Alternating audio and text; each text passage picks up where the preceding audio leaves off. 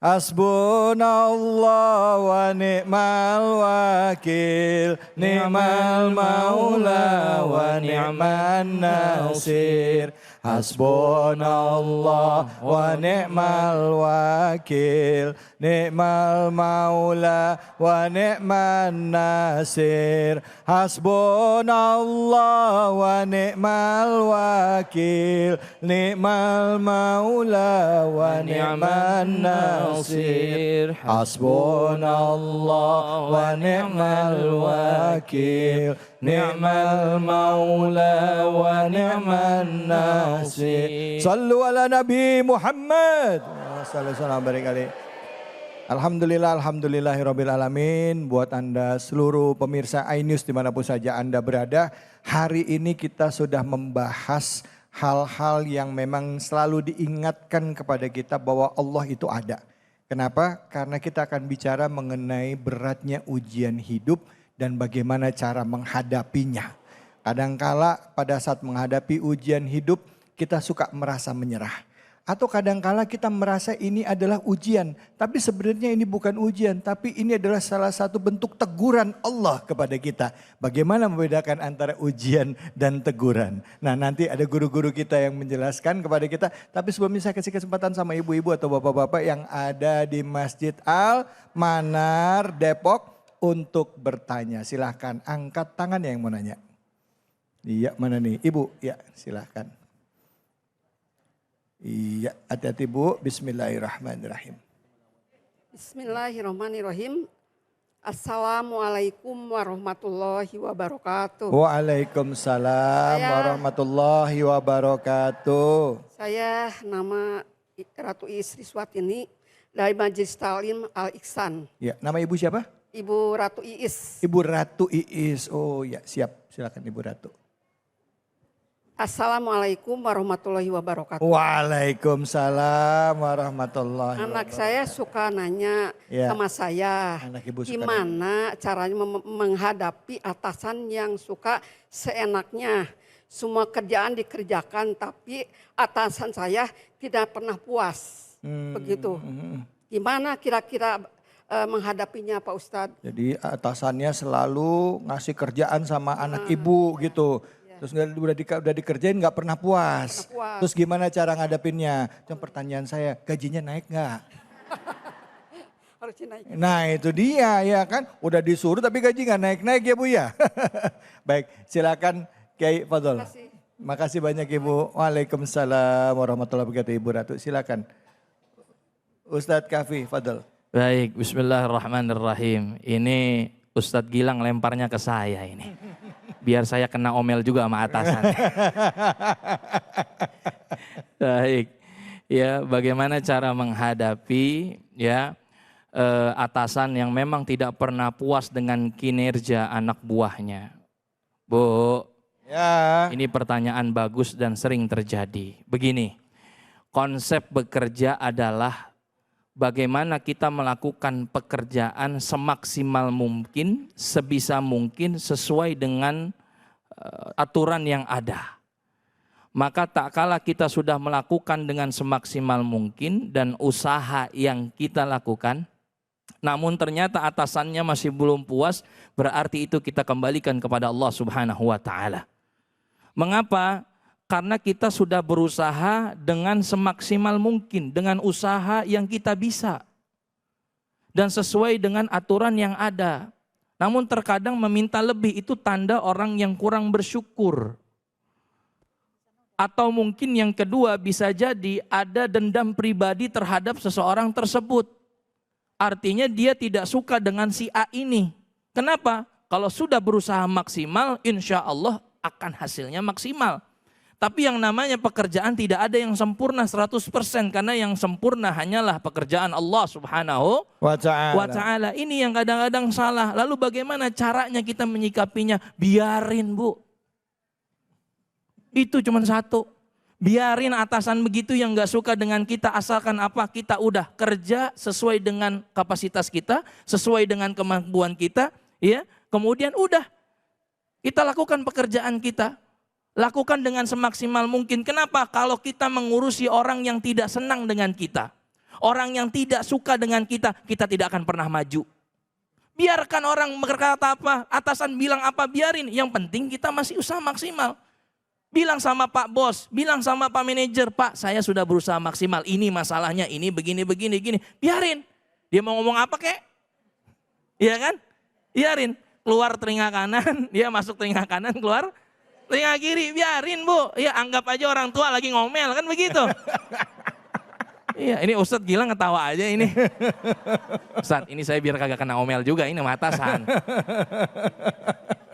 Kata atasan bilang gini, oh pantas dia gitu. Iya, itu caranya, biarin Bu. Bisa jadi kan kalau kita udah usaha maksimal, ya kan, sesuai dengan aturan, ternyata masih salah juga di matanya. Berarti ada dendam pribadi. Berarti ada ketidaksukaan. Udah biarin orang yang gak suka dengan kita biarin aja. Kita fokus dengan orang yang suka dengan kita. Ya. Karena apa? Kalau kita fokus dengan orang yang suka dengan kita, yang senang dengan kita akan mampu membahagiakan mereka. Tapi orang yang tidak senang dengan kita, apapun yang kita lakukan, sekecil apapun atau sebesar apapun kebaikan yang kita lakukan, tetap salah di matanya. Bagaimana contoh Rasulullah SAW? Ia punya tetangga Umayyah bin Khalaf, Ubay bin Abu Mu'aid dan lain sebagainya. Nabi baik tetap salah di matanya. Iya. Itu ya ciri-ciri daripada orang yang tidak suka dengan kita. Wallahu a'lam. Mudah-mudahan kita diberikan kelapangan hati. Ya, dan juga kita doakan atasannya dapat hidayah Allah Subhanahu wa taala.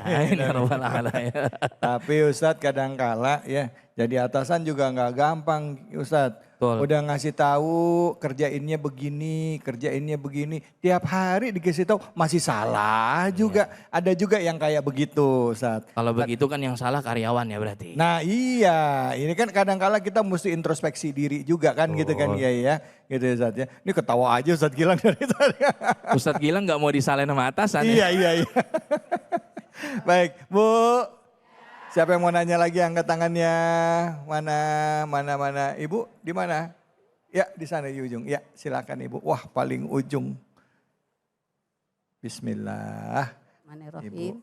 Assalamualaikum warahmatullahi wabarakatuh. Waalaikumsalam warahmatullahi wabarakatuh. Nama saya Indrayati dari Majelis Taklim Al-Humairah Teratai Taman Duta. Al-Humairah. Saya ingin bertanya Pak Ustadz, bagaimana menghadapi suami yang gak peka? Maunya dilayani, padahal kita sudah repot ngurus anak, ngurus rumah, mengurus pengolahan, pengeluaran. Hanya sekian, wassalamualaikum warahmatullahi wabarakatuh. Waalaikumsalam. Emang pertanyaan Ibu pas bener buat Ustadz Gilang ini. Ya. Cek, tadi Mas David saya udah bilang sama Ustadz Gilang, nih kayaknya pertanyaan selanjutnya tentang suami. Bener. Silakan Ustadz Gilang. Bismillah. Yang pertama Bu, kita harus pahami dulu bahwasannya suami istri ini sudah diatur oleh Allah Ta'ala. Suami punya hak dan kewajiban, sedangkan istri juga punya hak dan kewajiban.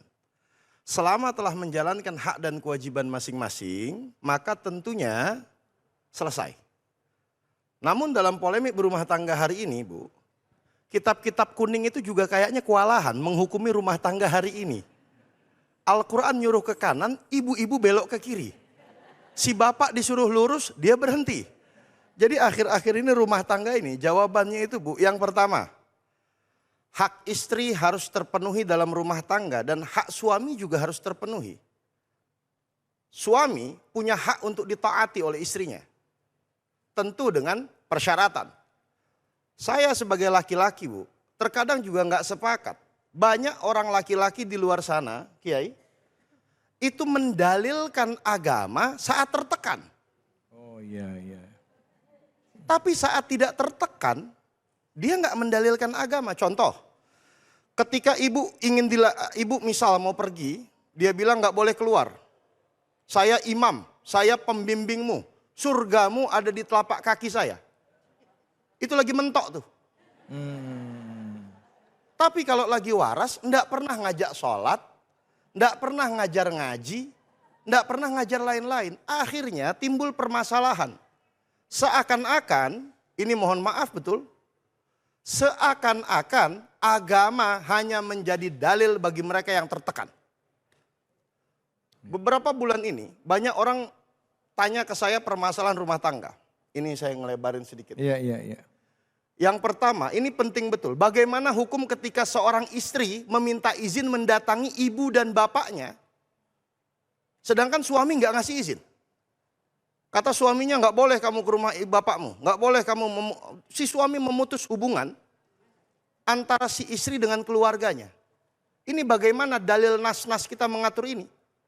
Tentu ini tidak diperbolehkan. Kenapa? Rasul sudah ngasih frame. Kata Rasul, wahai suami, orang tuamu 3. Yang pertama yang melahirkan kamu. Yang kedua, orang tua yang membawa kamu menuju kepada Allah Ta'ala. Yang ketiga, orang yang menjadi orang tua karena anaknya kamu nikahi.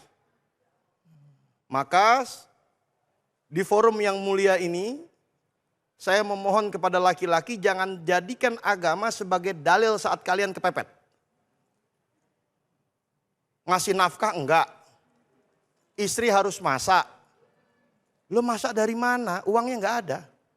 Nanti suami mau ini harus dituruti. Enggak dituruti ngamuk-ngamuan. Lah ini kan bukan anak kecil kita. Jadi ibu juga harus yang pertama jadi ibu itu sulit. Harus banyak bersabar, banyak beristighfar dan mendidik anak yang baik. Karena Kanjeng Rasul ngerti betul bahwasannya setiap istri ini terbebani, maka Rasul ngasih fasilitas. Kata Rasul ada doa yang tidak diverifikasi lagi oleh para malaikat. Yang mana doa ini akan menggetarkan arasnya Allah Ta'ala. Siapa? Yang pertama doa ibu. Doa ibu tidak akan diverifikasi dan pasti mutlak diterima oleh Allah Ta'ala. Iya. Yang kedua doa istri yang solehah. Berarti ada syarat. Yang ketiga doa anak yang soleh dan solehah. Jadi pengajian kita hari ini Bu, yang pertama kalau ada suami seperti itu dikasih pengertian.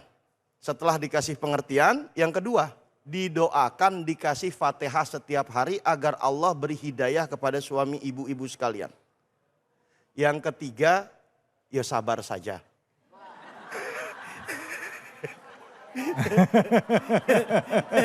Ini bagian dari ujian hidup. Sekian ya Bu. Ya. Baik. Wallahu a'lam. Masya Allah, makasih Kiai. Bu, kayak dari semua panjang lebar yang terakhir Bu, sabar aja Bu.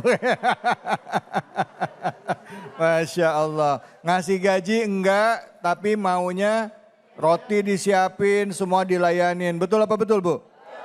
Tadi pas Ustadz ngomong gitu, Ustadz, ibu-ibu di pojokan sono, saya nggak usah nunjuk orangnya mana. Dia gitu. Emang ada yang begitu tadi? Ada. Gue bilang juga apa. Gitu. Ya udah, habis ini kita akan lanjut lagi tentunya di sini di Cahaya Hati Indonesia.